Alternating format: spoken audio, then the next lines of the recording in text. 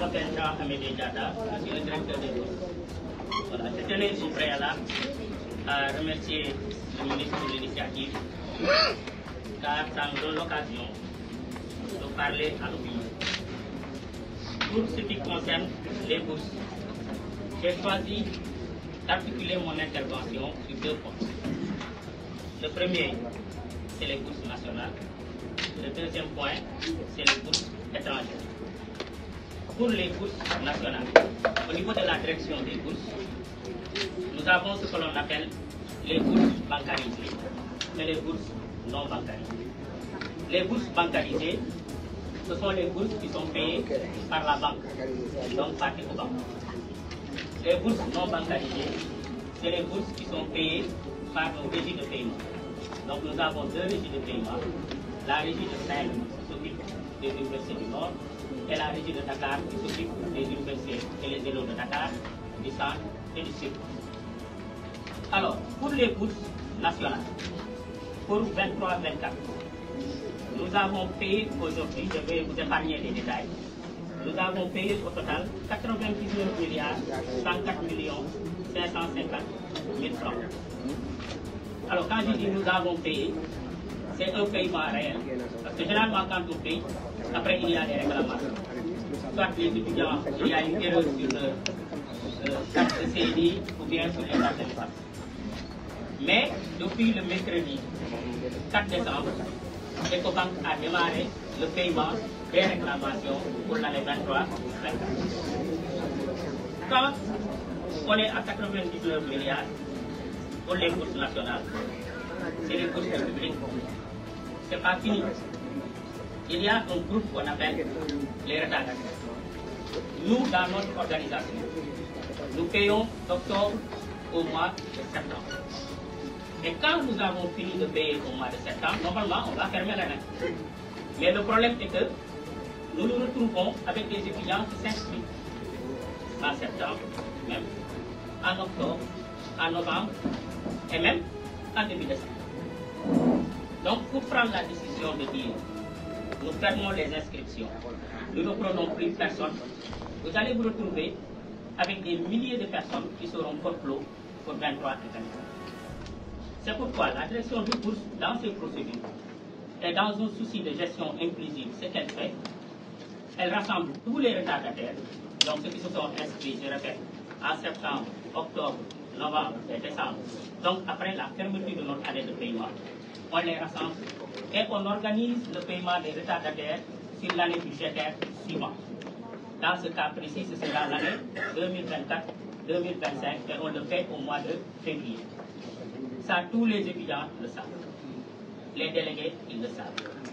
C'est pourquoi la problématique des retardataires n'est pas portée par les délégués.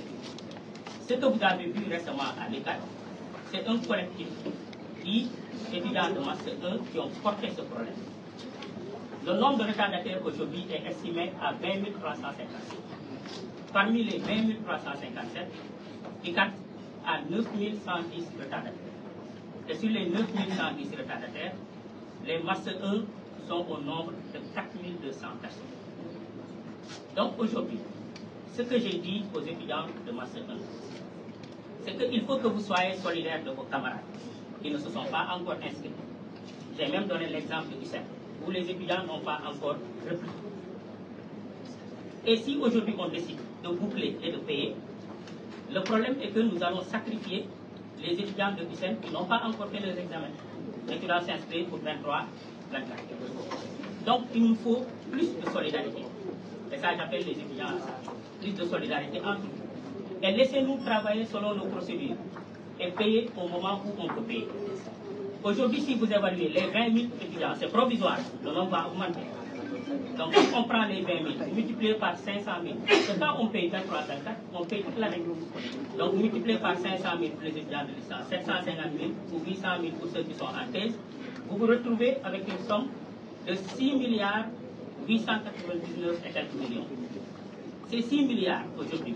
Si le nombre de retardataires augmente, essayons de plafonner par exemple à 8 milliards. Si vous les ajoutez aux 99 milliards qu'on a déjà effectivement payé, nous sommes déjà presque à 107 milliards pour 23, 24. Ça, c'est pour les bourses bancarisées. Donc, si je viens aux bourses non bancarisées, nous avons ce que l'on appelle les allocations d'études non bancarisées, payées dans le privé, parce que nous payons aussi les étudiants du privé. Donc, la somme est de 1 422 590 000 francs.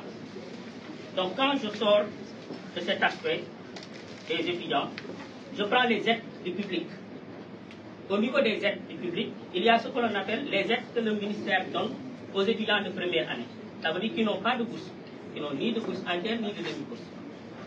Ces aides, l'effectif d'étudiants payés en première année qui sont bénéficiaires du net sont de 17 790 personnes. Donc, le montant, c'est 1 779 000 francs.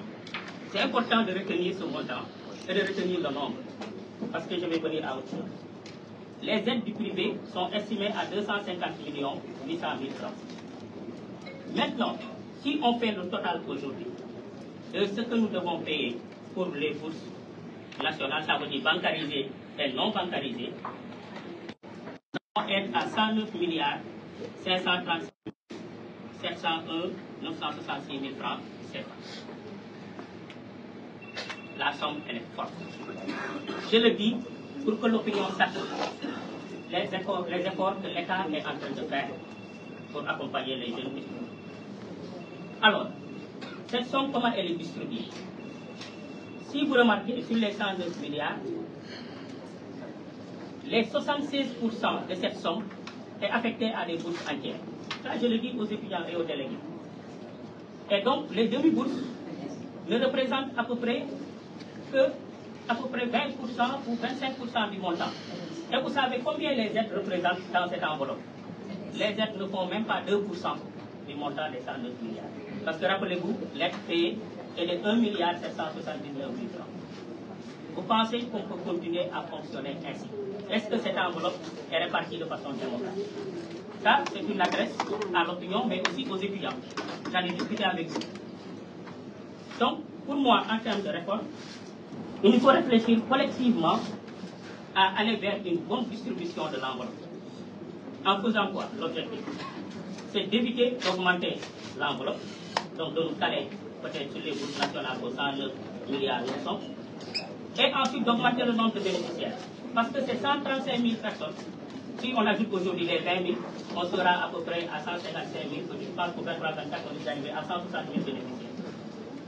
Et la majorité des étudiants donc ne bénéficient pas. Et c'est les mêmes délégués PCS qui vont venir vous voir pour vous dire nos étudiants de première année, la majorité n'ont même pas d'aide. Mais pourquoi? Ils ne peuvent pas avoir une aide parce que la majorité de l'enveloppe est capitalisée par des bourses entières et par les anciens. Donc on peut travailler, pour moi, à une politique où on peut redistribuer l'enveloppe de telle sorte qu'on quitte 160 000 étudiants pour aller à 400 000 étudiants bénéficiaires. C'est possible. Aujourd'hui, sur les 109 milliards, si on prenait 20 milliards, on l'affecte aux étudiants de première année, on peut toucher, tous les étudiants de première année peuvent être bénéficiaires d'une aide. C'est possible.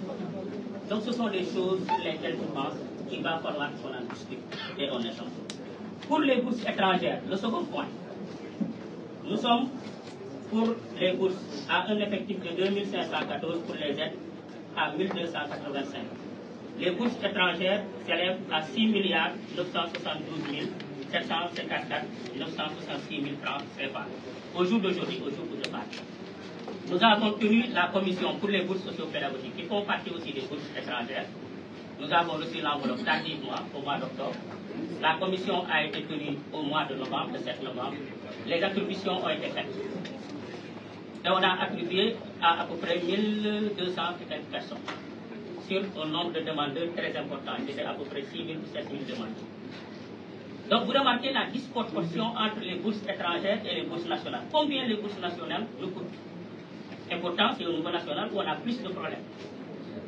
Donc si vous associez aujourd'hui le total du montant des bourses étrangères aux bourses nationales, mais les bourses bancarisées associées aux bourses, comme on appelle les aides publiques et autres, plus les bourses nationales, nous sommes à 116 523 476 966 francs.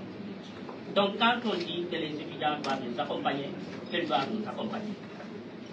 À ce rythme, ça va être difficile pour les finances de suivre.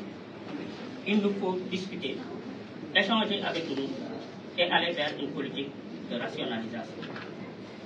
Cela est difficile, mais il va falloir l'entrevoir.